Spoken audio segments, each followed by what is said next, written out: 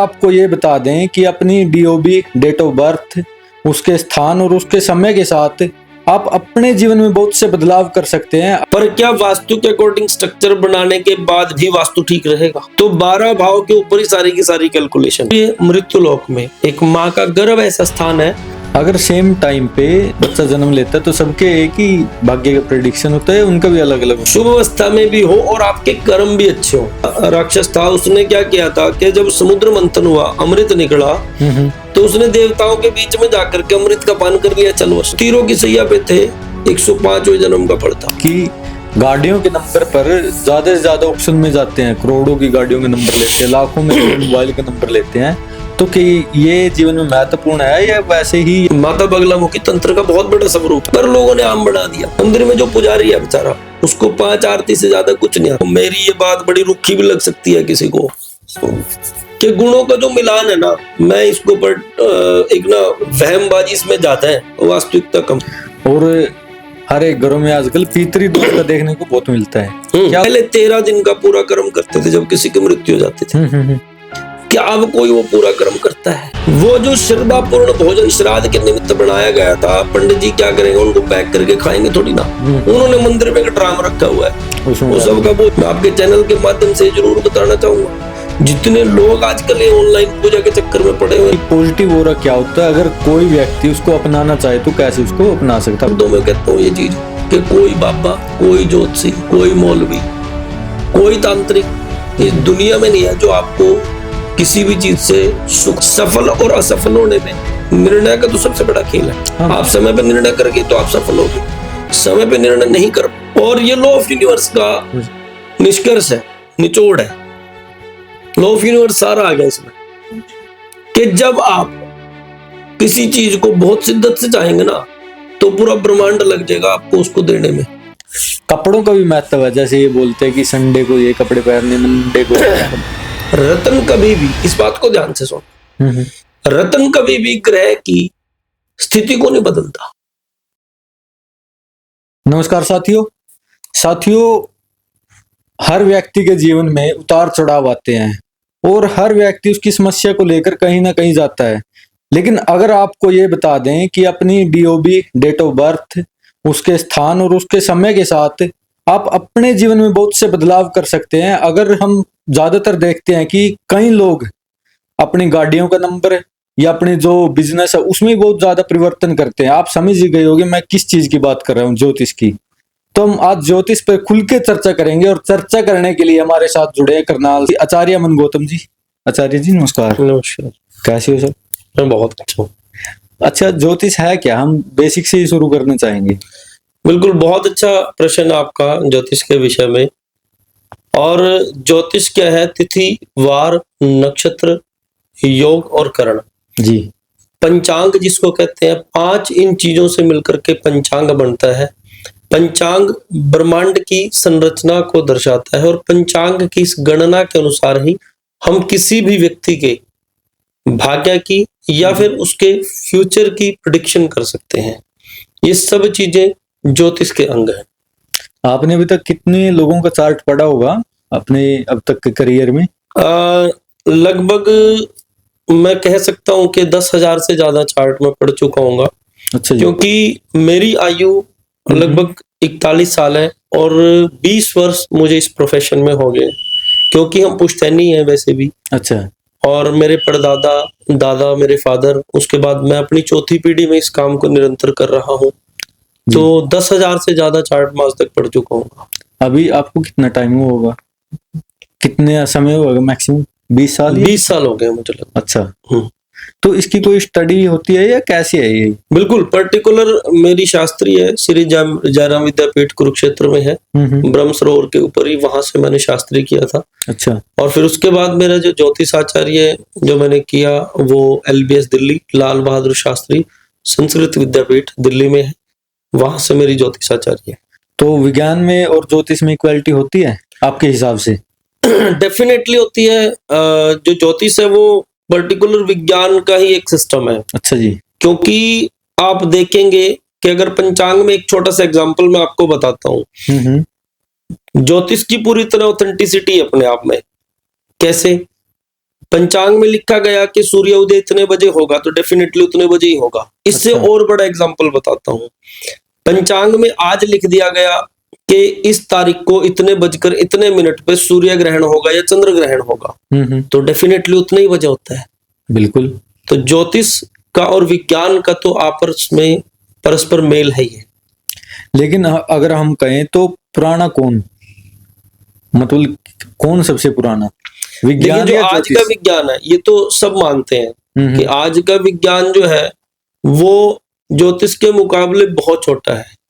आज के विज्ञान में भी पर्टिकुलर कोई ऐसी मशीन नहीं बनाई गई कि जिससे आप किसी का डेट ऑफ बर्थ, टाइम और प्लेस लेकर उसके भाग्य के विषय में, उसके फ्यूचर के विषय में बता सकें। ये गणना सिर्फ ज्योतिष के पास ही है। अच्छा। तो इसलिए ज्योतिष का जो विज्ञान है वो आज के विज्ञान से कहीं ज्यादा आगे है। अच्छा जी। तो हम देखते हैं कि अलग अलग आदमी की अलग अलग राय है। जैसे ज्योतिषी में आपका जो वो है, जो आपने पढ़ा वो अलग है, और हम किसी संत के पास जाते हैं वो अपना अलग बताता है। तो एक शब्द आता है भाग्य। तो भाग्य ज्यादा महत्वपूर्ण चीज है या अपने कर्म ज्यादा वजनदार चीज है? क्योंकि भाग्य समझते हैं कि ऊपर से लिखवा कर लाते हैं। बिल्कुल बिल्कुल। देखिए भाग्य और कर्म के विषय में दोनों में डिफरेंस क्या है इसको समझना बहुत जरूरी है। बिल्कुल। भाग्य क्या होता है? भाग्य का काम है सिर्फ आपको व्यवस्था बना करके देना, और कर्म आपको स्वयं करना पड़ेगा। इसके एक एग्जाम्पल समझे।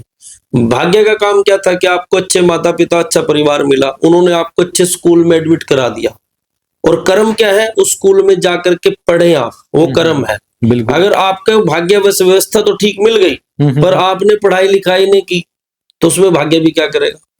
तो कर्म और भाग्य दोनों ही अपने स्थान पर एक महत्व रखते हैं। अच्छा जी।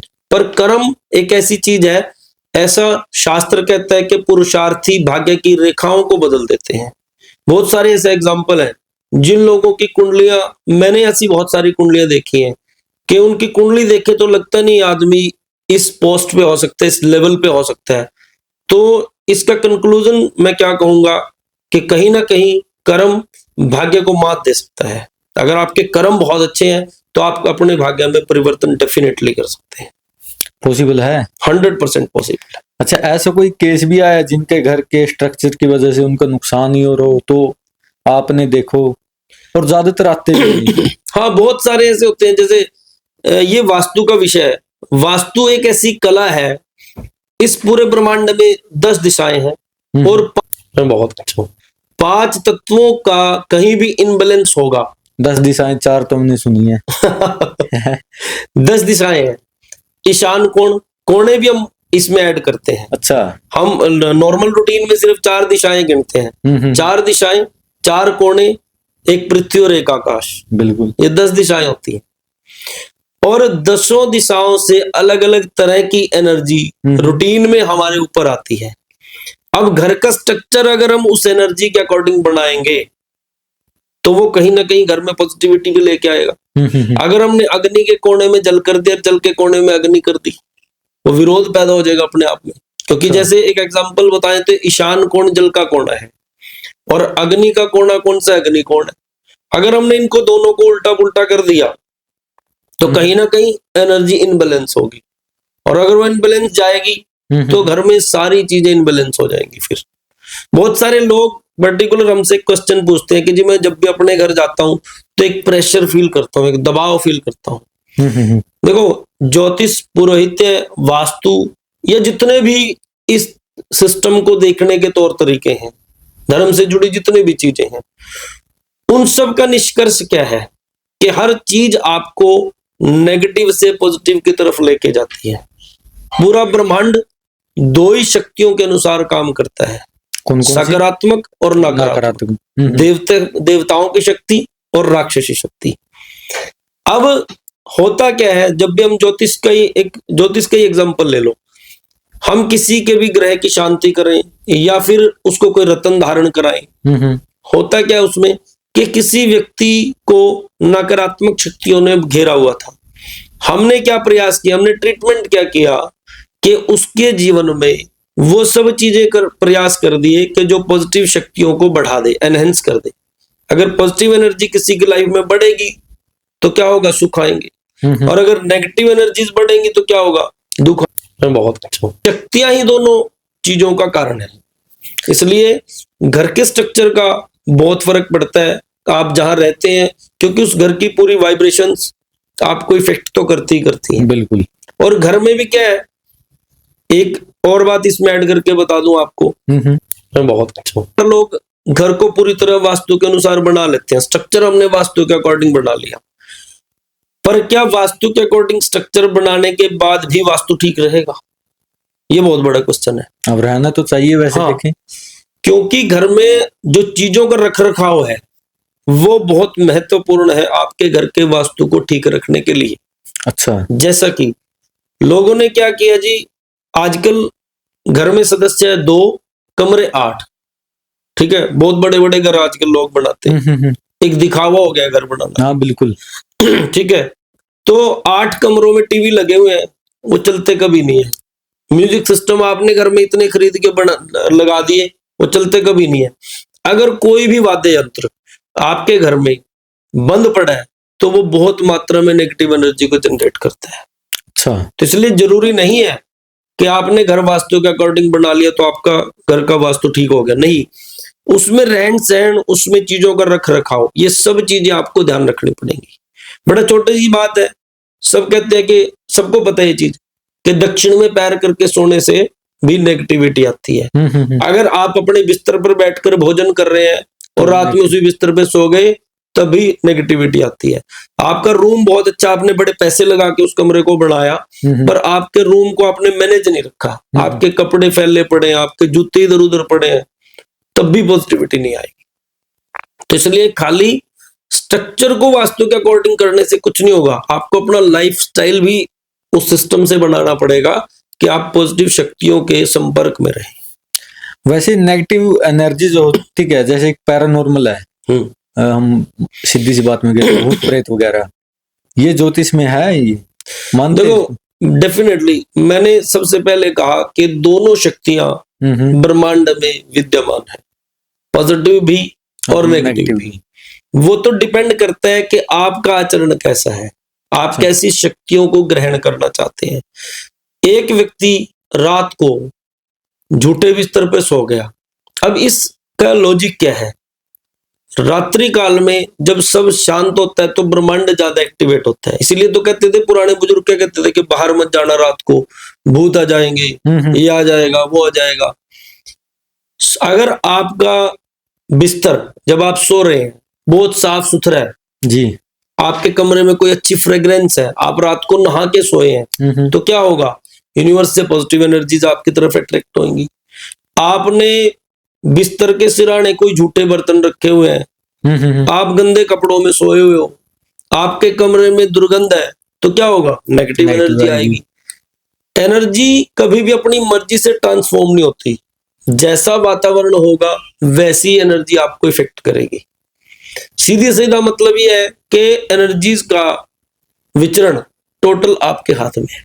बिल्कुल, आप जैसी एनर्जी ब्रह्मांड से ग्रहण करना चाहे वैसी कर सकते हैं। अगर आप अस्वच्छ रहेंगे तो नेगेटिव आएगी, नॉर्मल सी बात है, अगर स्वच्छता रखेंगे तो पॉजिटिव एनर्जी आएगी। और लगन चार्ट क्या होता है, क्योंकि हमने बहुत सुना लगन चार्ट के बारे में, लेकिन हमने इतना गहराई से इसके बारे में पता नहीं, तो रिक्वेस्ट आप इसके बारे में बताओ। डेफिनेटली, लगन चार्ट से ही ज्योतिष शुरू होती है। अच्छा। लगन चार्ट क्या होता है कि 12 भाव, 12 भाव के अलग अलग कारक ग्रह जी, 9 ग्रह, ठीक है। विशिष्ट रूप से बहुत सारे ज्योतिष के ग्रंथ ऐसे भी हैं जो 9 ग्रहों को नहीं मानते हैं, राहु और केतु को हम पूर्णतः ग्रह नहीं मानते, सिर्फ 7 ही ग्रहों को मानते हैं। मुख्य रूप से 12 राशियों को 7 ग्रहों में डिवाइड किया हुआ है। अच्छा। 27 नक्षत्र हैं, उन सब का एक कैलकुलेशन का जो मेन चार्ट होता है कुंडली में, उसको लगन चार्ट बोलते हैं। लगन चार्ट में जो 12 भाव हैं, वो 12 के 12 भाव आपके जीवन में होने वाली सभी घटनाओं को, आपके सभी रिश्तों को, आपके रोग, आपकी संतान, आपके वाहन, घर, खर्चा, आय, आपका कर्म, आपका भाग्य, आपकी मृत्यु, आपके रोग, इन सब चीजों को उन 12 भाव से हम प्रिडिक्ट करते हैं। अच्छा। 12 भाव में जैसी ग्रह स्थिति होगी जिस भी भाव की, उसके अनुसार उसका प्रिडिक्शन होगा। तो 12 भाव के ऊपर ही सारी की सारी कैलकुलेशन है। जैसे 12 9 12 कहते हैं 12-9-12, हमने तो अभी सर्च किया था, तो उसका क्या मतलब है? कोई विशिष्ट इन चीजों के मतलब नहीं है। अच्छा। ऐसे तो कोई ज्योतिष का जो मुख्य है 6-8-12, 6-8-12। 6-8-12, 6-8-12 क्या होता है कि कहते हैं कि ज्योतिष में 12 भाव हैं। 3 भावों को दुस्थान बोलते हैं, बुरे घर।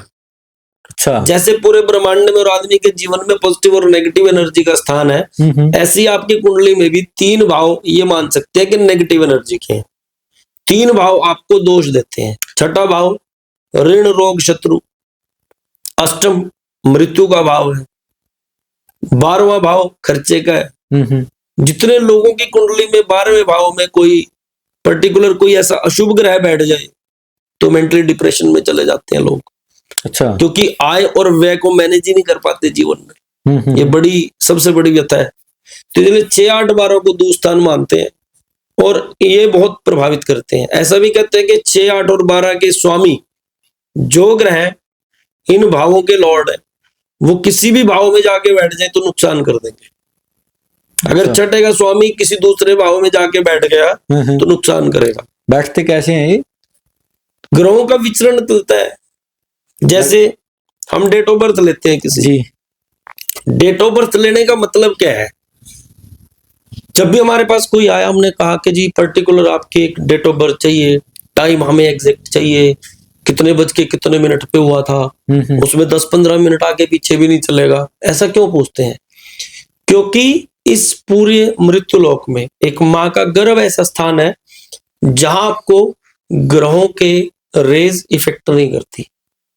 अच्छा। जैसे ही बच्चा गर्भ से बाहर निकला तो हम देखते हैं कि उसके ऊपर अब हर ग्रह की वाइब्रेशंस धरती पे आ रही हैं। हमें सिर्फ दिखती किसकी है? सूर्य की, क्योंकि वो धूप है। आती सबकी है।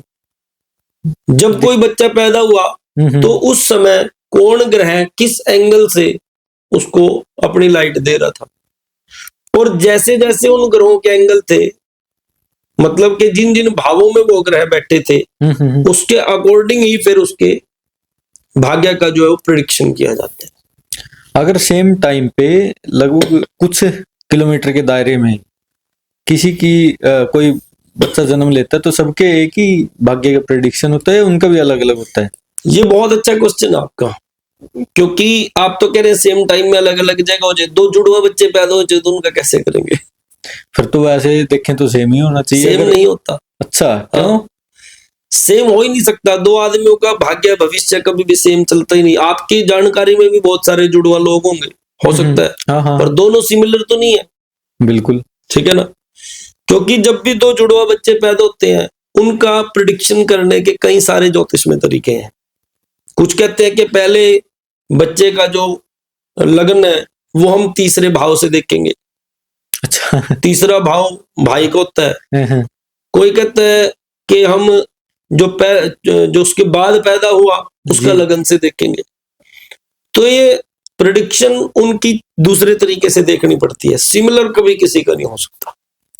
और जी आचार्य जी, राहु और केतु का लाइफ पर क्या इफेक्ट होता है? राहु और केतु आज के समय में सबसे ज्यादा इनके ऊपर ट्रेंड है। हाँ। राहु और केतु तो मतलब मैं कहता हूँ हॉट ग्रह है सबसे ज्यादा। सोशल मीडिया पे सबसे ज्यादा राहु और केतु के विषय में जानकारी दी जाती है। वैसे भी कोई आता है तो आपके ऊपर राहु का प्रभाव है या केतु का प्रभाव है? देखिए, राहु एक ऐसा ग्रह है, राहु और केतु एक राक्षस का स्वरूप है। ठीक है, शॉर्ट में बता देता हूँ। हाँ बिल्कुल। एक राक्षस था। उसने क्या किया था कि जब समुद्र मंथन हुआ, अमृत निकला, तो उसने देवताओं के बीच में जाकर के अमृत का पान कर लिया। चलो, देवताओं ने भगवान नारायण को शिकायत की कि भाई राक्षस था, इसने अमृत पान कर लिया। तो नारायण भगवान ने अपने सुदर्शन चक्र से उसका सिर काट दिया। अच्छा। अब सुदर्शन चक्र से कटी हुई चीज जुड़ भी नहीं सकती, पर वो अमृत पान कर चुका था, इसलिए वो अमर भी है। तो राहु और केतु उसका सिर और धड़ माने जाते हैं। जब भी किसी कुंडली देखेंगे, राहु और केतु एक दूसरे से आमने सामने ही बैठते हैं। उसके बाद राहु एक ऐसा ग्रह है जिसकी कुंडली में राहु की दशा आ जाएगी, अनएक्सपेक्टेड पैसा भी राहु देता है।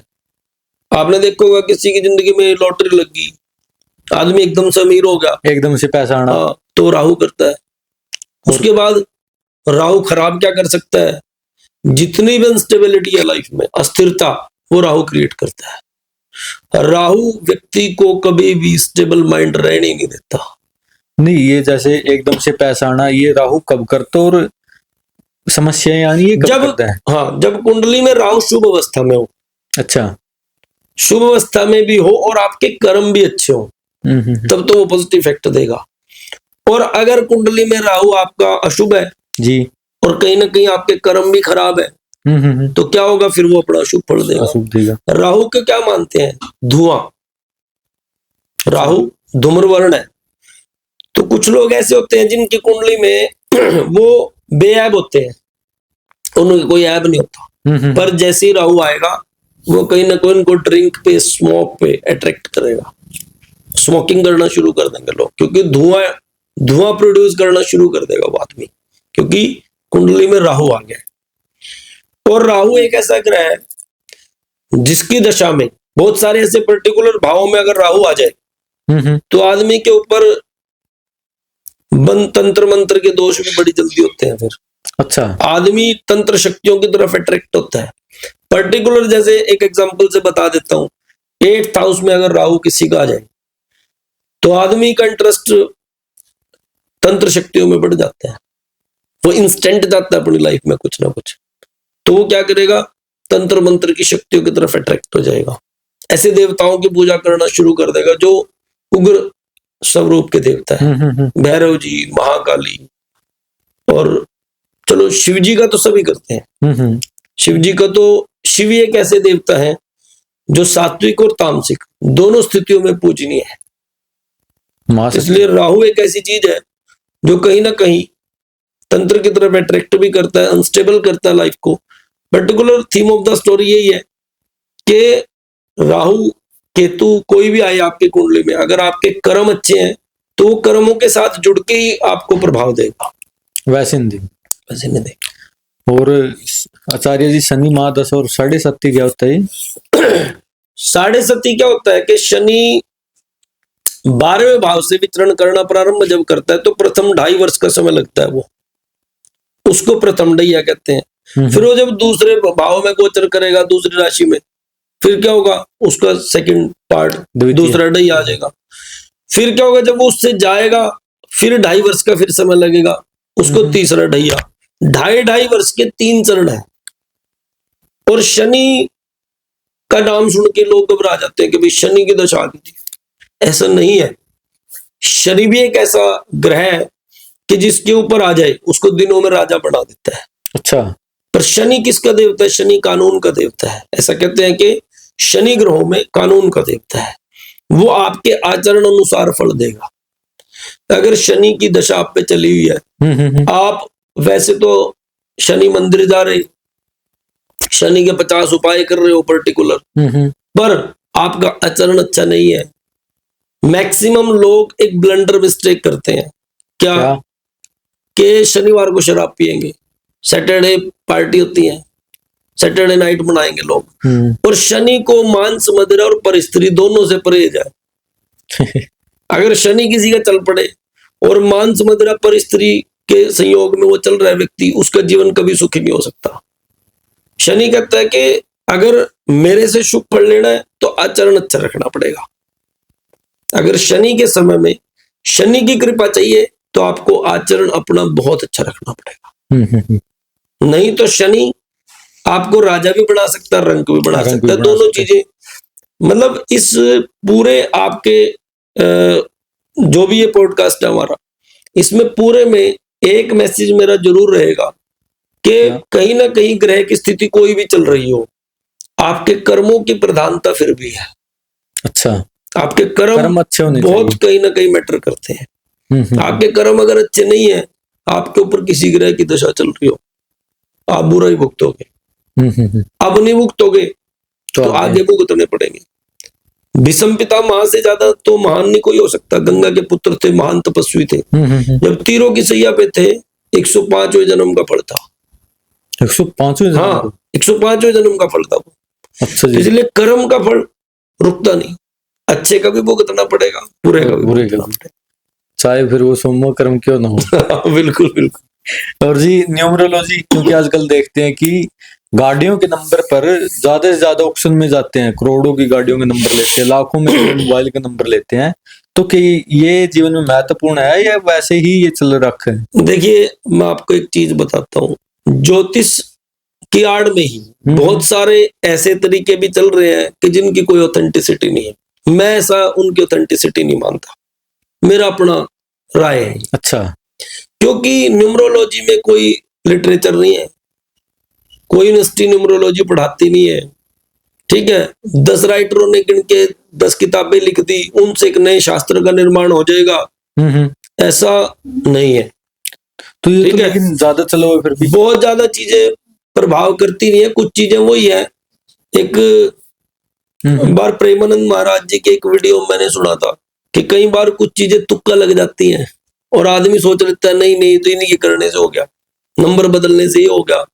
आप एक बात सोचो, हम जब इस प्रोफेशन में आए थे जी, क्योंकि पुश्तैनी होने की वजह से हमारे पिताजी के साथ हम अर्ली एज में आ गए थे इस प्रोफेशन में, तो तब कितना ट्रेंड था कुंडली बनवाने का, कितना ट्रेंड था बड़े अनुष्ठान करने का, कितने लोग पर्टिकुलर ज्योतिष को मानते थे या किसी ज्योतिषी की सलाह लेते थे, कोई भी नहीं लेता था, ना ही बराबर था, बहुत कम था।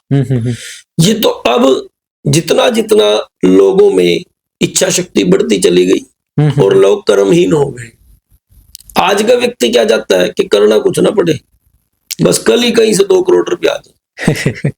वो इंस्टेंट जो इच्छाएं है ना, वो फिर गलत की तरफ लेके जाती है। बिल्कुल। सारा देश ज्योतिषियों को गाली देता है कि भाई ये तो इन्होंने ये कर दिया, इन्होंने वो कर दिया, इन्होंने वो कर दिया। आप पर्टिकुलर एक वास्तविक ज्योतिष को फॉलो करें, जो वास्तविकता है ज्योतिष की। अगर आप वहमबाजियों को फॉलो करेंगे तो उसमें ज्योतिषी भी क्या करेगा। लेकिन अब जैसे मुझे नॉलेज नहीं है इसकी, लेकिन मैं कैसे देखूंगा वास्तविक में यही अच्छा है ज्योतिष के उसमें? और ये मुश्किल है, आम जन के लिए ये मुश्किल है कि वो कैसे डिसाइड करेगा बिल्कुल कि भाई पर्टिकुलर कौन ज्योतिषी ठीक है। वो उसके लिए तो सारे ज्योतिषी हैं। हाँ बिल्कुल। अब कई बार क्या होता है, मंदिर में जो पुजारी है, देखो मैं किसी की निंदा नहीं करना चाहता, मंदिर में जो पुजारी है बेचारा, उसको 5 आरती से ज्यादा कुछ नहीं आता, लोग उसके पास भी कुंडली लेके पहुंच जाएंगे, ठीक है। अब यहां तो जिसने माथे पे तिलक लगा लिया, थोड़ी सी बड़ी शिखा रख ली और स्वरूप बनाना है बस, उसके बाद तो दुकानदारी चली जाती है, दिखाना है, सीधी सी बात है, ये दिखावे का काम रहेगा। वो तो आपको स्वयं चुनना पड़ेगा कि आपको किस प्रकार के ज्योतिषी को मानना है। इतने अनपढ़ लोग तो अब नहीं रहे, पढ़े लिखे लोग हैं, लेकिन फिर भी कठिनाई तो है। उनको देखना चाहिए कि आप किसके पास जा रहे हैं और किस तरह की चीजों में आप जा रहे हैं। क्योंकि मैंने देखा है इस फील्ड में कि मैं खुद कहता हूं ये बात कि अनपढ़ लोग पढ़े लिखे लोगों को चला रहे हैं। बिल्कुल। लोग ऐसे ऐसे जगह जाते हैं कि जिनको कोई ज्ञान नहीं, कुछ नहीं, बस तुक्के चल रहे हैं, ठीक है भाई, दुकानदारी सबकी चल रही है। बिल्कुल बिल्कुल। आप ये मान के चलो कि एक शहर में 200 से ज्यादा ज्योतिषी बैठते होंगे आराम से, इतने डॉक्टर नहीं बैठते जितने ज्योतिषी बैठते हैं। और डॉक्टर की पर्ची कितने की है और ज्योतिषी की कितने की है, दोनों का वो भी डिफरेंस करके देख लेना। आपको तो वैसे कहना नहीं चाहिए, आपका तो प्रोफेशन है। नहीं, मेरा प्रोफेशन है। मैं अच्छे ज्योतिषियों को प्रणाम, बहुत सारे ज्योतिषी हैं बहुत अच्छे हैं, उनकी कैलकुलेशन बहुत अच्छी है। हम भी उनसे कोई बहुत सारी चीजें ऐसी होती है जब हमें कुछ चीजें समझ ना रहे तो आपस में डिस्कस भी कर लेते हैं। बिल्कुल। पर उन अच्छे ज्योतिषियों के साथ साथ जो ऐसे लोग चल रहे हैं कि जिन्होंने 6 महीने और 10 किताबें पढ़ के दुकान खोल ली है, वो समाज को क्या करेंगे, किस तरफ लेके जाएंगे? गलत ये बहुत बड़ा चिंता का विषय है। बिल्कुल। और इस चीज को हम समझ नहीं रहे हैं अभी। उल्टी सीधी जानकारियां देना, उल्टे सीधे उपाय बता देना, ये कर लो जी, वो कर लो जी। आज के समय में लोगों ने, एक छोटा सा एग्जांपल बता देता हूं। बिल्कुल। माता बगलामुखी 10 महाविद्याओं में से एक है, ब्रह्म शस्त्र माना जाता है बगलामुखी को। अच्छा। और तंत्र का बहुत बड़ा एक, माता बगलामुखी तंत्र का बहुत बड़ा स्वरूप है, पर लोगों ने आम बना दिया, जिसको देख के वही बगलामुखी का उपासक है। लोग अपने आप घरों में बगलामुखी का जाप कर रहे हैं, ब्राह्मण कह देते हैं ये मंत्र है जी, अपने आप जप लो। क्या मंत्रों के जपने का अधिकारी कौन है, पहले ये बात भी समझ आनी चाहिए। बिल्कुल। मंत्र जपने के लिए आप गुरुमुख से दीक्षित होने चाहिए, और दीक्षा लेने के बाद प्रतिदिन उस नियमावली को आप पुगाने वाले होने चाहिए, उस फॉलो करो उस नियम को। जो उस दीक्षा के नियम है कि आपको हर रोज वो मंत्र जाप करना ही करना है, सुनिश्चित समय पे करना है। तो ये सारी दीक्षा लेना और दीक्षा का पालन करना, दोनों चीजों में बहुत बड़ा डिफरेंस है। बिल्कुल। लोगों ने विद्याओं को ऐसा बना दिया कि सब कुछ बिक रहा है, बस कुछ ही ले लो, कोई पूछने वाला नहीं है। क्योंकि इनको मानने वाले की संख्या भी ज्यादा है, जो जानते नहीं है इसके बारे में पूरा कि क्या है क्या नहीं है। और आचार्य जी आजकल शादी से पहले भी गुण का मिलान करते हैं, तो किस हिसाब से वो मिलान करते हैं गुणों का? देखो, गुणों का मिलान मैं कहूंगा, देखो मेरी ये बात बड़ी रुखी भी लग सकती है किसी को, कि गुणों का जो मिलान है ना, मैं इसको पर एक ना वहमबाजी इसमें ज्यादा है, वास्तविकता कम रहेगी गुणों के मिलान में भी। हाँ, क्यों? अब अगर शास्त्र की बात को समझे तो उसमें लिखा गया 10 वर्ष से भवेत कन्या, 10 वर्ष की आयु कन्या की है। आप किसके गुण मिला रहे? अब 10 वर्ष की आयु में थोड़ी विवाह कर रहे हम, अब तो लड़की की शादी 25-30 साल की उम्र में शादी 20 से ऊपर ही है। हाँ, और शास्त्र लिखता है कि अगर 20 साल की कन्या हो जाए तो वो स्वयंवर तलाश के भी अगर विवाह कर ले तब भी दोष नहीं है। मतलब शास्त्र लिखता है कि 20 के बाद तो गुणों का कोई देखना विशेष महत्व नहीं रखता, ग्रह मैत्री महत्व रखती है। देखो, वो एक सामाजिक अलग तौर तरीका है, नहीं ज्योतिष के हिसाब से, ज्योतिष के हिसाब से उसमें कुछ नहीं है। लव करे अरेंज करे वो एक अलग चैप्टर है। 20 के बाद गुणों की कोई वैल्यू नहीं है। मेरे अनुसार नहीं है, मेरा व्यक्तिगत राय है कि आप 20 के बाद ग्रह मैत्री जरूर देखें, पर कि दोनों के लगन के स्वामी कौन है, प्रथम भाव के। प्रथम भाव से आदमी का स्वभाव बनता है। अच्छा, अब मान लो एक का पहले भाव का स्वामी तो सूर्य हो गया, एक का शनि हो गया, उनका स्वभाव ही दोनों का मैच नहीं करेगा आपस में, कैसे जीवन चलेगा आगे? बिल्कुल। उनके पंचम भाव के स्वामी की स्थिति में पड़े हैं संतान, क्योंकि विवाह क्यों करता है? आगे वंश चलाना, भाई संतान होनी भी जरूरी है। बिल्कुल। तो अगर उन दोनों के पंचम भाव के स्वामी की स्थिति क्या है, 7वें भाव के स्वामी की स्थिति क्या है, कि उनका मैरिड लाइफ चल कैसी पाएगी आगे, तो ग्रह मैत्री पे विचार करना चाहिए। एक दूसरा, मैच मेकिंग में सबसे बड़ा कि जी मांगलिक दोष है। हर तीसरे कुंडली में मांगलिक दोष है। मांगलिक दोष के परिहार बहुत सारे होते हैं कुंडली में ही मांगलिक दोष कई बार कटा होता है। अच्छा, पर वो किसी को नहीं पता। अब जिसकी कुंडली में मांगलिक दोष, मंगल कब लगता है मांगलिक दोष? पहले, चौथे, 7वें, 8वें और 12वें में मंगल आ जाए तो मांगलिक दोष लग गया। अब किसी कुंडली में मान लो 8वें घर में मंगल आ गया जी, ठीक है। अब कंप्यूटर वाले ने तो क्या बताना है कि जी मांगलिक है, पर अगर किसी ग्रह की दृष्टि से वो मांगलिक दोष कट रहा हो तो उस बच्चे के लिए तो समस्या होगी कि वो मांगलिक से शादी करे या नॉन मांगलिक से करे। बिल्कुल। अब उसके लिए तो समस्या होगी, क्योंकि जिस भी अगर अच्छे किसी ज्योतिषी के पास जाएगा प्रबुद्ध के, वो तो बता देगा कि जी मांगलिक दोष कटा हुआ है। बिल्कुल। और अब अगर कंप्यूटर वाले ज्योतिषी के पास चला गया, वो कहेगा जी मांगलिक है जी तो पूर्ण, ये बड़ा विवाद है।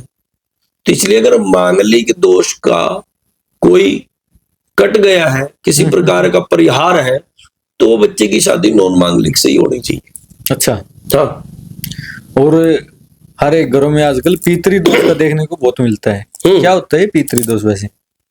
देखो, पितृदोष के विषय में मैं बहुत मतलब स्टडी करता हूं, और मैंने बहुत सारे लोगों को इसके विषय में बड़ी बार जानकारी देने की भी बहुत कोशिश करी है। क्योंकि पितृदोष, ये क्वेश्चन बहुत अच्छा लगा मेरे को आपका, क्योंकि मैं समझता हूं कि खाली ज्योतिष करना, पुरोहित्य करना मेरे लिए पैसे कमाने का साधन नहीं होना चाहिए। अच्छा, मैं चाहता हूं कि हम लोगों को वास्तविकता से अवगत भी कराना हमारी जिम्मेवारी है जब ब्राह्मण। बिल्कुल। अगर मैं एक पुरोहित हूं, पंडित हूं, ब्राह्मण हूं, तो मैं कब तक रहूंगा? जब तक धर्म रहेगा।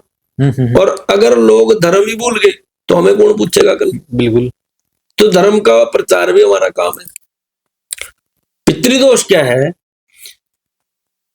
अब लोग समझ लेते हैं कि हमारे अपने कुल से हमें पितृदोष लगेगा, इतना ही पता सबको। सबको बिल्कुल। गरुड़ पुराण क्या लिखता है, अपने कुल से, मामा कुल से, ससुर कुल से, 3 कुलों से पितृदोष लग सकता है। अपने कुल से, मामा के कुल से और ससुर के कुल से। क्योंकि अपने कुल से तो इसलिए आप माता का अंश हो, अपने पिता का अंश हो। उसके बाद मामा कुल से क्यों लगेगा, उसमें माता का भी अंश है उतना ही। फिर ससुर कुल से क्यों लग जाएगा, उनकी कन्या आपके कुल वृद्धि करने आई जो आपकी पत्नी है, तो ससुर कुल का भी लगेगा। अब यहाँ समस्या क्या है कि पितृदोष मैंने कहा कि 99% घरों में है। क्यों है? क्योंकि पहली तो बात है कि देखो, जीवन और मृत्यु दोनों संसार के नियम है, सत्य है ये तो। अब हमने अपने अनुसार जिस चीज में हमें आनंद आ रहा है ना, हम उस चीज को बढ़ा रहे हैं, और जिस चीज में कष्ट है उसको घटा रहे हैं। प्रकृति का नियम तो छोड़ दिया हमने। पहले शादी कितने दिन की होती थी जी? 2 दिन की, एक दिन मंडा एक दिन बरात। अब शादी कितने दिन की? 8 दिन की, क्योंकि उसको हमने आनंद आ रहा है उसमें, उसको हमने बढ़ा दिया। वो तो सुख का कर्म है, कर्म दुख का भी उतना ही है। बिल्कुल है। अब पहले 13 दिन का पूरा कर्म करते थे जब किसी की मृत्यु हो जाती थी। क्या अब कोई वो पूरा कर्म करता है? अब तो नहीं कर 11। अब इसमें बहुत बड़ी समस्या क्या है कि लोग, अब एक व्यक्ति की मृत्यु होगी, ठीक है जी, उसका पर्टिकुलर एक सिस्टम है, दशाई तक 10 दिन तक 10 गात्र पिंड दिए जाते हैं। 10 पिंड पर 1 पिंड प्रतिदिन दिया जाएगा। ऐसा शास्त्र लिखता है, शास्त्र का मानना है कि उन 10 पिंडों से उसको अगले शरीर का निर्माण होता है। अच्छा, जिसमें उसने आगे जाना। बिल्कुल ठीक है। फिर जब किसी की मृत्यु हो जाए, उस व्यक्ति के निमित्त पंचनारायण बलि कर्म अवश्य है। कहते हैं कि जिसकी पंचनारायण बलि नहीं हुई उसको सदगति नहीं मिलेगी। ये क्या होता है वैसे? पंचनारायण बलि गति कर्म के अंतर्गत ही आता है। अच्छा, जो 13वीं करते हैं उससे पहले पंचनारायण बलि करना आवश्यक है। उसमें ब्रह्मा, विष्णु, महेश, यम और प्रेत जिस व्यक्ति के निमित्त है उन सब का पूजन करा के और उस व्यक्ति की गति की जाती है। तो एक गति का पर्टिकुलर एक पूजा का तरीका है। जी जी जी। अब एक तो ये कारण हो गया, पंचनारायण बलि जिसकी नहीं होगी उसको सदगति कैसे मिलेगी? फिर वो प्रेतत्व भाव में घूमता रहेगा। दूसरा, अब पितृदोष ज्यादातर घरों में क्यों है? क्योंकि श्राद्ध नहीं हो पाता। क्या होता है श्राद्ध? ये आपका क्वेश्चन होना चाहिए, पर मैं बता देता हूँ। हम तो श्राद्ध को देखते एक दिन आते हैं, उसमें हम वो जो अपना 16 दिन का एक समय आता है। हाँ, रीति रिवाज है, उसके अनुसार वो खीर बिल्कुल आम जन के लिए इतना की है श्राद्ध। हाँ बिल्कुल, कि 16 दिनों का एक समय आया, उस समय हमारे पूर्वज पृथ्वी पे वास करेंगे। हमने उनके निमित्त उनकी तिथि अनुसार भोजन, वस्त्र, यथा सामर्थ्य, दान दक्षिणा ब्राह्मण को देनी, और हो गया श्राद्ध। बिल्कुल। अब श्राद्ध का अर्थ क्या होता था कि पहले राजा लोग या जो साहूकार लोग थे वो अपने ब्राह्मण को, पुरोहित को बुलाते थे कि जी फलाने दिन मेरे पिता का, दादा का या किसी का भी जो भी श्राद्ध है, तो ब्राह्मण क्या करता था? उनके निमित्त तर्पण कराता था। तर्पण कराने जब ब्राह्मण देवता घर आए तो यजमान कहता था कि पंडित जी आज भी ये प्रथा है, हम किसी के घर में जाएं तो लोग कहते हैं कुछ खाए बिना मत जाना। भोजन सेकेंडरी था, श्राद्ध भोजन नहीं था, तर्पण कराना था श्राद्ध तो। बिल्कुल, तर्पण क्रिया श्राद्ध थी। अब क्या हो रहा है कि तर्पण तो हो नहीं पा रहा, तो भोजन को श्राद्ध मान लिया। चलो भोजन तक भी ठीक थी। कहते हैं कि जो किसी के शरीर में चला गया वो ब्रह्म को प्राप्त हो गया, और ब्रह्म को प्राप्त हो गया तो आपके पितरों को भी प्राप्त हो गया। पर अब भोजन भी नहीं रहा। गांव में तो पता नहीं, शहर में तो भोजन का भी काम खराब हो गया। क्यों? मंदिर वाले पंडित जी आएंगे, वो क्या करेंगे? आपने अपने पितरों के निमित्त श्राद्ध का भोजन बना के रख दिया जी, पंडित जी ने एक टुकड़ा खाना, बाकी पैक कर दो जी, ये जो दान दक्षिणा है वो दे दो। गांव में भी देखो, मैं पहले कह चुका कि मेरी बातें बहुत सारे लोगों को कड़वी लगे पर मेरे मन की पीड़ा है कि हम किस तरफ जा रहे हैं। बिल्कुल, वो जो श्रद्धापूर्ण भोजन श्राद्ध के निमित्त बनाया गया था, पंडित जी क्या करेंगे? उनको पैक करके खाएंगे थोड़ी ना। उन्होंने मंदिर में एक ड्राम रखा हुआ है, उसमें वो सबका भोजन उसमें। तो कहां श्राद्ध हो पा रहे हैं? जब श्राद्ध ही नहीं होगा, आप, मेरा ये शरीर है, अगर मैं इसको 10 दिन भोजन ना दूं तो क्या हो जाएगा? खत्म ही हो जाएगा, कमजोर हो जाएगा, बलहीन हो जाएगा। अब ऐसे हमारे पितरों का जब बलहीन हो जाएंगे पितर, तो हमारी रक्षा कैसे करेंगे? पितर कौन है? वो देवता, हमारे कुल के देवता, जो पूरे ब्रह्मांड से, बुरी शक्तियों से हमारी रक्षा करते हैं। पर जब हमारे पितरों में बलि नहीं रहा, तो रक्षा भी तो रक्षा कौन करेगा? अब घर का गेट तो है नहीं, फिर तो कुत्ता बिल्ली कोई आओ जाओ जो मर्जी हो। अब फिर लोग कहते हैं कि जी हमारे घर में तो बरकत नहीं है जी। पितृदोष से दोष क्या क्या लगते हैं, ये भी बात समझ लो। जब किसी के घर में पितृदोष लग जाएगा, कहते हैं कि पितरों की प्रसन्नता से वंश वृद्धि करता है। जब पितृ प्रसन्न होंगे तो वंश क्या करेगा? वृद्धि करेगा। वृद्धि किस किस विषय में करेगा? स्वास्थ्य में वृद्धि करेगा, फाइनेंस में वृद्धि करेगा, संतान में वृद्धि करेगा। और इसका उल्टा कर लो, अगर पितर अप्रसन्न हो जाए तो ये सारी चीजें घटेंगी। अब जिन घरों में पितृदोष के 4 लक्षण मैं बता दूं, आप खुद सोच के देख लेना, 90% घरों में मिलेंगे। जिन घरों में 4 सदस्य, चारों की राय ना मिलती हो, पितृदोष है। जिन घरों में निरंतर किसी न किसी की दवाई आ रही है, पितृदोष है।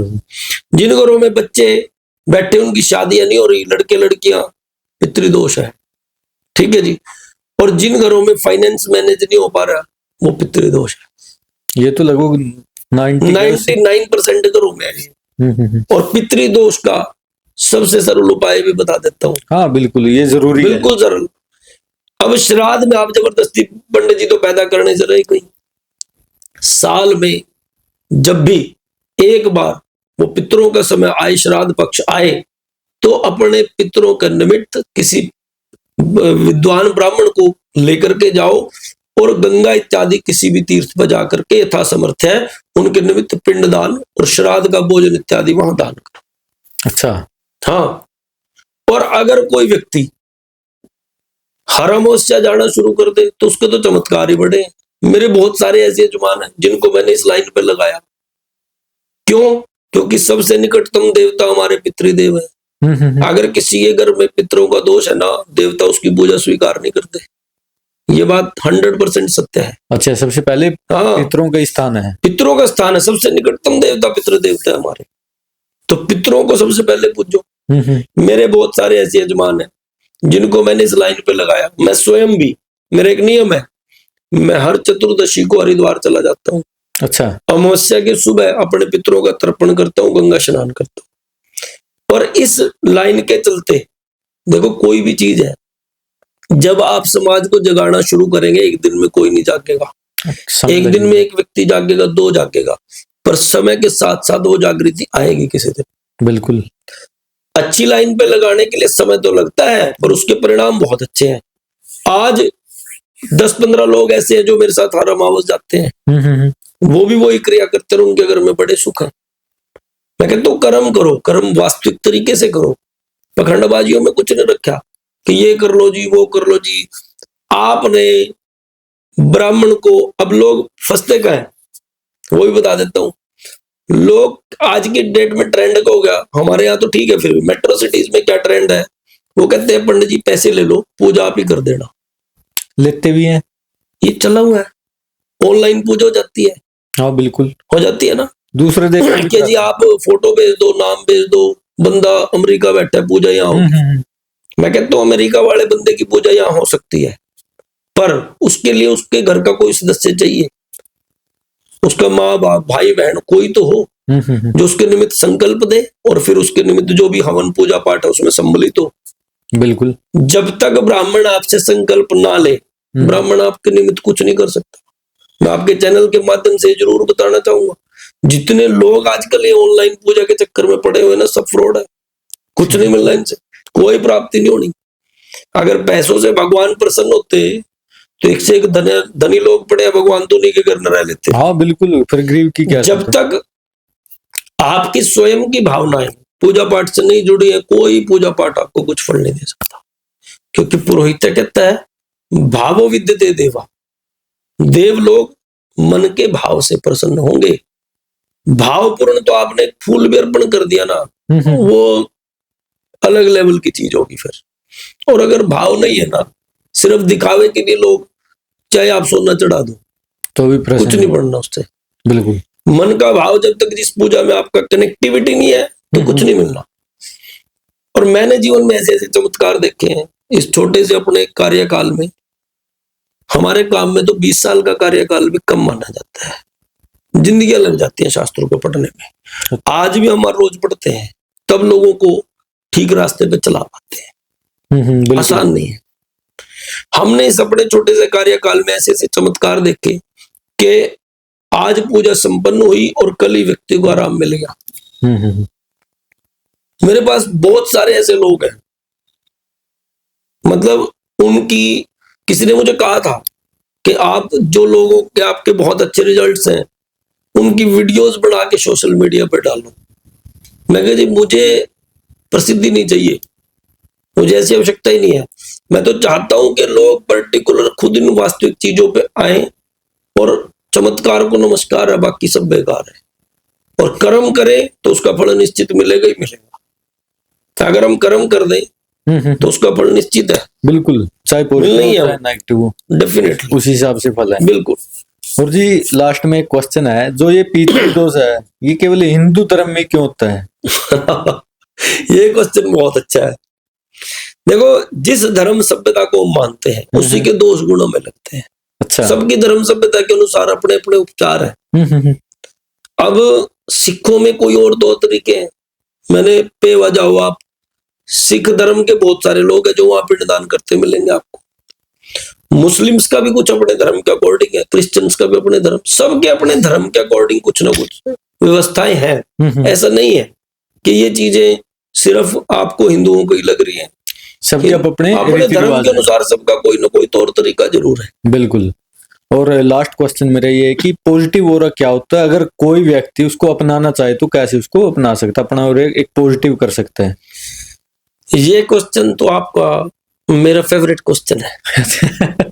क्योंकि मैंने यथा सामर्थ्य जो पढ़ पाए, चलो ठीक है, प्रभु इच्छा प्रबल है। शास्त्र को भी सारे जीवन में शास्त्र को 10% भी पढ़ ले बड़ी बात मान, बहुत ज्यादा, बहुत बड़ी बात है। मैंने पुरोहित्य पढ़ा, ज्योतिष पढ़ा, जेमोलॉजी पढ़ी, क्योंकि जेम्स के बारे में जानकारी रखना भी जरूरी थी। जी बिल्कुल। एंड ऑफ द टाइम एक ही चीज समझ आई कि ओरा बहुत बड़ी चीज है। जो आपका ओरा है ना, बस वही सब सुख और दुखों का कारण है। बिल्कुल। जब आपका ओरा पॉजिटिव है तो कोई भी नेगेटिव, वो आपका आप एक सेल के अंदर होगी, उसमें आप कवर होगी, आपके ऊपर किसी चीज का कोई प्रभाव नहीं आएगा। अगर आपका ओरा टूटा फूटा है, आपका ओरा बहुत क्षीण है, बलहीन है, तो कोई भी बाहर की चीज आपको एकदम से इफेक्ट करेगी। कोई भी तीर आएगा वो एकदम सीधा लगेगा। इसलिए ओरा को स्ट्रॉन्ग करने के लिए क्या करना चाहिए, आजकल मैं इसी विषय पे फ्री ऑफ कॉस्ट स्कूलों में स्पीच देने जाता हूं। अच्छा। कोई पैसा नहीं लेता उसका, कि हम अगली जनरेशन को कैसे वास्तविक धर्म से अवगत करा पाएंगे, उनसे जोड़े। हाँ, आपके चैनल के माध्यम से कहना भी चाहूंगा, कोई भी व्यक्ति इस वीडियो को जो देख रहा हो, अगर उसका कोई स्कूल है, कॉलेज है, और वो चाहता है कि नए बच्चों को हम उस प्रकार की धर्म की शिक्षा दें कि प्रतिदिन का पूजा पाठ कैसे होना चाहिए और उसकी इंपॉर्टेंस क्या है, वो जरूरी क्यों है, विज्ञान के हिसाब से वो भी, तो मेरी सेवाएं 100% फ्री है उसके लिए। अच्छा, बहुत बड़ी बात है। मैं बहुत सारे स्कूलों में बच्चों को ये सिखाने जाता हूं।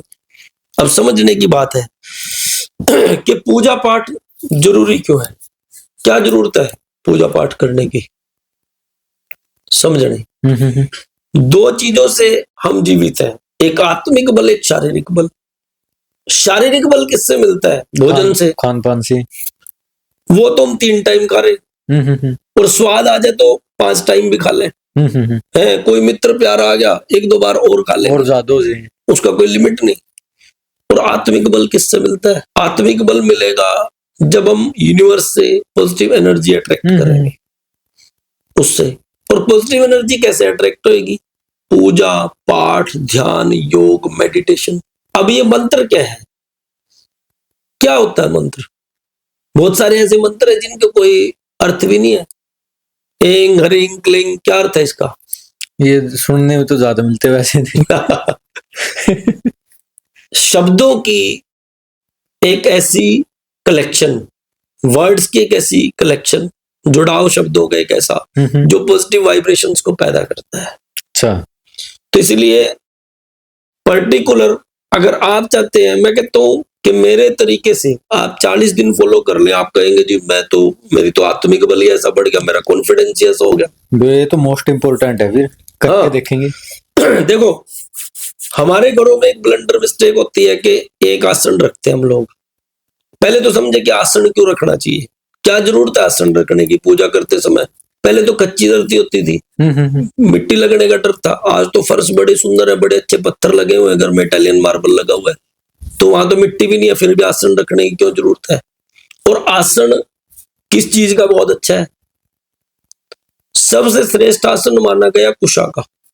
कुशा को शास्त्र में सोने जितना शुद्ध माना गया। कुशा का, हाँ, कुशा का आसन हो, और क्योंकि वो आपकी ग्रेविटी को डिस्कनेक्ट कर देता है। जब आप पूजा पाठ करने बैठे, आपने जो भी मंत्र जाप पाठ मेडिटेशन किया जी, आपने यूनिवर्स से पॉजिटिव एनर्जी को अट्रैक्ट कर लिया। पर धरती अर्थ करती है चीजों को, क्योंकि वो एनर्जी है, एक वाइब्रेशन है वो, तो वो धरती में अर्थ हो जाएंगी। जितनी देर आप, बहुत सारे लोग ये महसूस करते हैं कि जितनी देर वो पूजा में बैठे थे तो मन शांत था, पर जब पूजा से उठे तो थोड़ी देर बाद फिर वैसी हो गई। बिल्कुल। उन लोगों के लिए ये चीज मैं बता रहा हूं। जब आप आसन बीच में रखेंगे और आसन से उठने से पहले, जब पूजा कर ले आप, कंप्लीट हो जाए आपकी पूजा, जब आप आसन से उठे तो उस आसन को स्पर्श करके और अपने मस्तक को लगा लो, ताकि आपकी एनर्जी आप ही के अंदर लॉक हो जाए। अच्छा, इस विधि से जिस दिन आप करना शुरू कर दोगे तो आपकी एनर्जी का जो ऑरा है वो एक दिन में नहीं बढ़ता, पर जब 40 दिन का एक सर्कुलेशन हो जाएगा तो आप फील करेंगे कि आपका ऑरा, आपका कॉन्फिडेंस अलग लेवल पे जा रहा है। बहुत आसान है चीजों को हैंडल करना, पर वास्तविकता में जाएं तो सही। फिर अब उससे बड़ी एक और मिस्टेक है, वो भी बता दूं लोगों के लिए। पूजा पाठ, हम भगवान को भगवान की तरह ट्रीट कर रहे हैं क्या? बड़ा क्वेश्चन है ये भी। बिल्कुल भी नहीं। क्या हम भगवान को भगवान की तरह ट्रीट करते हैं? हमने भगवान को समझ रखा चौकीदार। सही बता रहा हूँ। जब दुखी हो तो याद कर ले। नहीं, दुखी भी नहीं। जो लोग हर रोज पूजा पाठ करते हैं उनकी बता रहा हूँ ये। अच्छा, वो लोग क्या करेंगे जी, एक दिन पूजा करेंगे 7 बजे, एक दिन 9 बजे, एक दिन 8 बजे, और जिस दिन संडे हो उस दिन छुट्टी भी हो सके, बाहर जा रही उस दिन छुट्टी। भगवान नहीं ये कहते कि आप 2 घंटे पूजा में बैठो, 1 घंटे माला घुमाओ। भगवान समर्पण भाव चाहते हैं, और पूजा का पर्टिकुलर एक टाइम होना चाहिए। नित्य प्रति का क्या मतलब है कि एक समय सुनिश्चित हो कि जी मैं 7 बजे से 8 बजे के बीच में पूजा करूंगा, या मैं 7 बजे से 7:30 बजे के बीच में पूजा करूंगा ही करूंगा, मेरा निश्चित है। कोई आए हो, किसी का फोन आ रहा हो, कुछ हो, जब हमारा भगवान के प्रति इतना डेडिकेशन होगा तभी हमें चीजों का फल मिलेगा। नहीं तो मैं बड़े कड़े शब्दों में कहता हूं ये चीज कि कोई बाबा, कोई ज्योतिषी, कोई मौलवी, कोई तांत्रिक इस दुनिया में नहीं है जो आपको किसी भी चीज से सुख दे सके। सुख आपके कर्मों से मिलेगा। बिल्कुल। और वो कर्म आपको ठीक करने पड़ेंगे। ओरा की बात करी थी, ओरा पॉजिटिव करने के लिए हमें हर दिन पाठ क्यों करना चाहिए? क्योंकि आत्मिक बल उससे मिलेगा। फिर हमारा रहना सहना बहुत मैटर करता है। हम स्वच्छता में कितने रहते हैं, हमारे साफ सफाई कितनी, हमारे सराउंडिंग। मैं कहता हूं रात का नहाना सुबह के नहाने से भी ज्यादा इंपॉर्टेंट है। अच्छा, 100%। इसको बिल्कुल एक एग्जांपल से बता भी दूं आपको। बिल्कुल। पूरा दिन हम बाहर घूमते हैं, साइंस मानती है, मेडिकल साइंस कहती है कि हवा में बैक्टीरिया है जी, मानते हैं, सब मानते हैं, सामान्य बात है। और बैक्टीरिया क्या चीज है? वो अकेला हवा में कभी भी ग्रो नहीं करता, जब किसी बॉडी संपर्क में आएगा तब ग्रो करेगा, क्योंकि हमारे शरीर में वो सारी चीजें जो उसको ग्रो करने के लिए चाहिए। साइंस की दृष्टिकोण से भी, धार्मिक दृष्टिकोण से भी रात्रि का स्नान ज्यादा इंपॉर्टेंट है। जब आप रात को स्वच्छ नहा के सोओगे, एक तो बैक्टीरिया फ्री हो गए, स्वास्थ्य ठीक रहेगा। बिल्कुल। दूसरी बात, रात को नहा के सोने से, मैंने क्या बताया था कि ब्रह्मांड रात्रि में ज्यादा एक्टिव होता है। कैसी एनर्जी आएगी? पॉजिटिव आएगी। जब आप सुबह उठोगे तो आपका मन प्रसन्न होगा, आपको दबाव नहीं फील होगा। और जो व्यक्ति बिस्तर पर भोजन करता हो, ठीक है, रात को मैले कुचैले कपड़े पहन कर सोता हो, ये एक बहुत बड़ी मिस्टेक है कि लोग क्या करेंगे, रात को पहनने वाली टी शर्ट जो होगी ना, उसमें 10 छेद होंगे, कहीं कहीं दिन तक एक ही पहन। हाँ, जबकि रात्रि का पहना हुआ वस्त्र बिना धोए दोबारा पहनना नहीं चाहिए। वैसे तो कोई भी नहीं पहनना चाहिए। शास्त्र की आज्ञा क्या है इस विषय में कि जो एक कपड़ा एक बार हमने पहन लिया, उसको चाहे खाली पानी में से निकाल दो, पर उसको दोबारा नहीं डालना चाहिए। अब ये जींस के जमाने में पंगा हो गया, जींस एक कई कई दिन पहनी जाएगी। बिल्कुल। वो दरिद्रता का कारण है, क्योंकि वो नेगेटिव एनर्जी जनरेट करना शुरू कर देती है। तो बहुत सारी तो हमारी लाइफस्टाइल की गलतियां जिनकी वजह से हम परेशान हैं। अगर कोई व्यक्ति बिस्तर पर बैठकर भोजन करके सो गया ना, वह वैचारिक रूप से कभी स्वस्थ नहीं हो सकता। उसका मेंटल सिस्टम डिस्टर्ब ही रहेगा, वो किसी निर्णय पे पहुंच ही नहीं पाएगा, उसकी निर्णय क्षमता 0 हो जाएगी, निर्णय नहीं ले पाएगा। और निर्णय शक्ति सबसे बड़ी चीज है। हाँ बिल्कुल। सफल और असफल होने में निर्णय का तो सबसे बड़ा खेल है। हाँ। आप समय पे निर्णय करेंगे तो आप सफल होगे, समय पे निर्णय नहीं कर पाए तो असफल तो असफल। तो इसलिए ये बहुत महत्व रखता है। बिल्कुल बिल्कुल।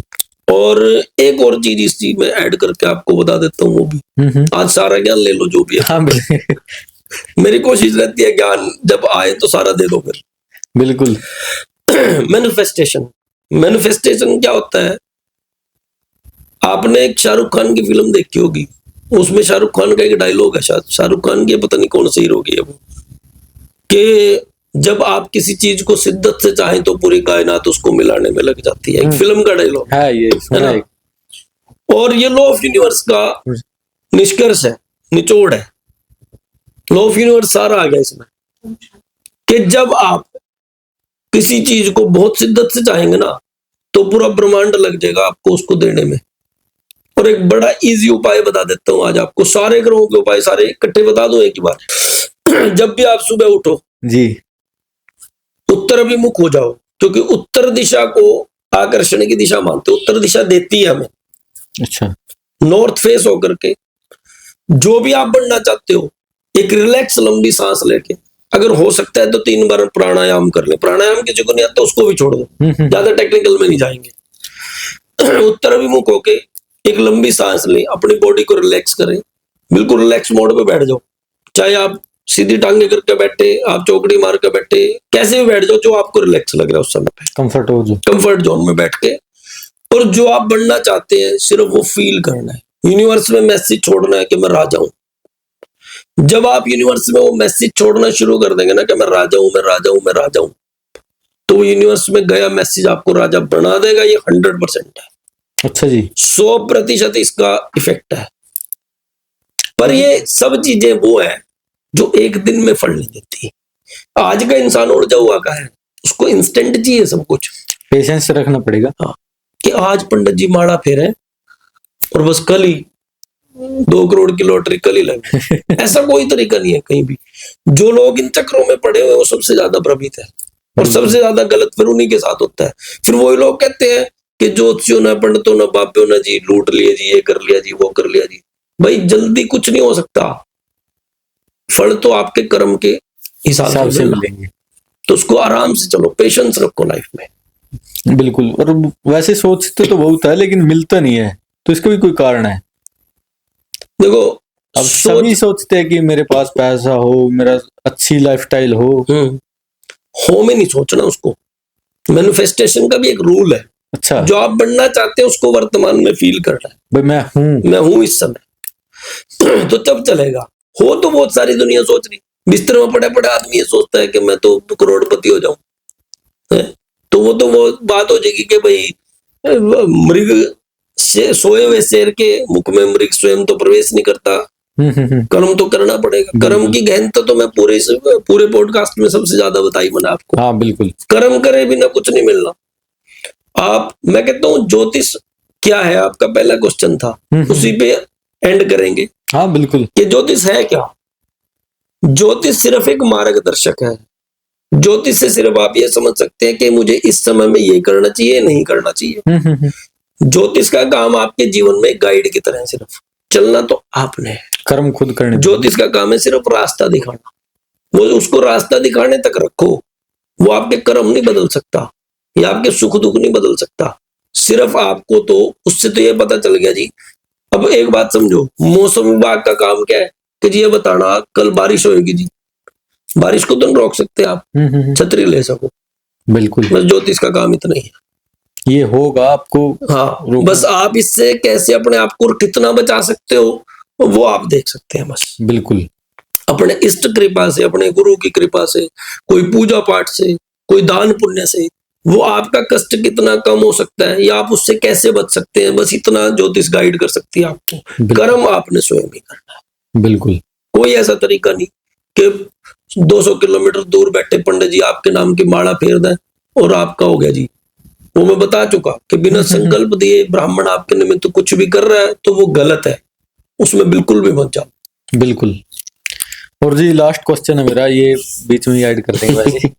कपड़ों का भी महत्व है, जैसे ये बोलते हैं कि संडे को ये कपड़े पहनने, मंडे को बिल्कुल। कलर इफेक्ट देखो, यूनिवर्स से मैंने कहा कि हर ग्रह की वाइब्रेशंस आती हैं, हर ग्रह अपने कलर इफेक्ट में जाता है, ठीक है। जैसे अब सूर्य का लाल है, ऐसे पर्टिकुलर सब ग्रहों के अलग अलग है। बृहस्पति का पीला हो गया जी, शुक्र का सफेद हो गया जी, मंगल का लाल हो गया जी। तो जो ग्रह है वो अपने कलर पे इफेक्ट तो करते ही है, उसका प्रभाव तो बढ़ता ही है।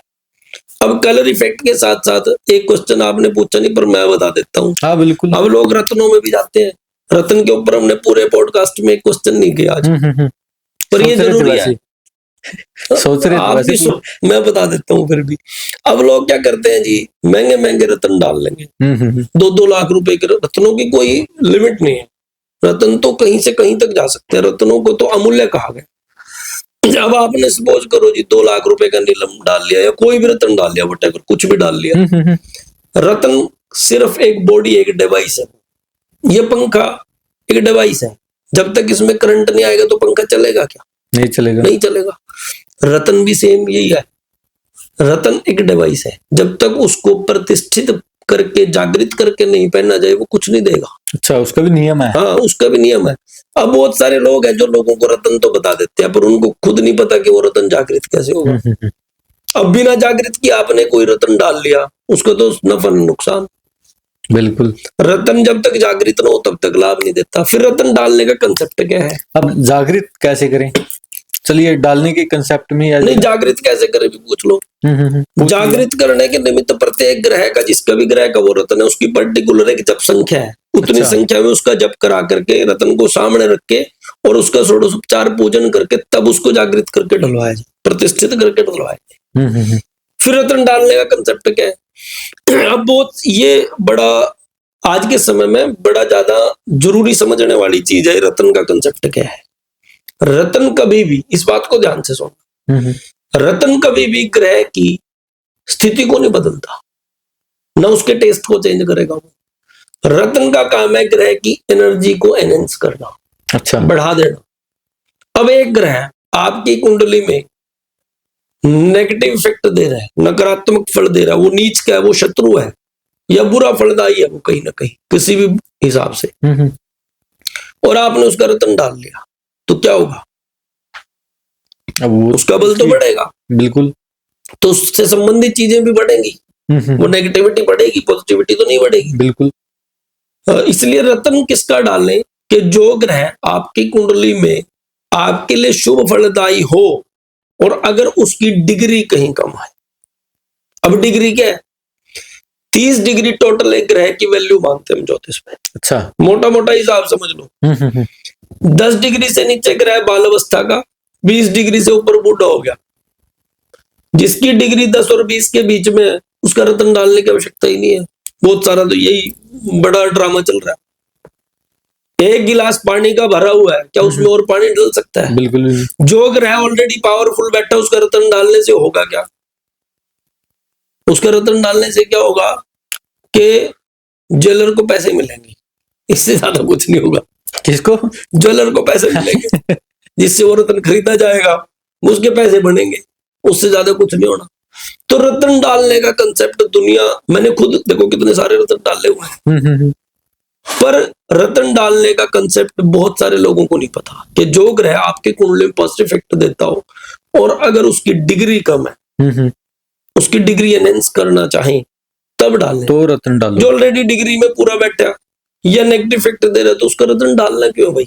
बिल्कुल वेस्टेज ऑफ मनी है वो टोटल। बिल्कुल। तो रत्नों का भी एक अपना काम है, और रत्न के असली में इसमें जाएंगे तो बहुत लंबा चैप्टर हो जाएगा। बिल्कुल, कभी करेंगे इस पे भी डेफिनेटली। बिल्कुल। बहुत बहुत धन्यवाद जी, इतना ठीक ज्ञान और इतनी knowledge the free of cost. नहीं, ये हमेशा फ्री ऑफ कॉस्ट रहेगा, कभी भी, एनी टाइम।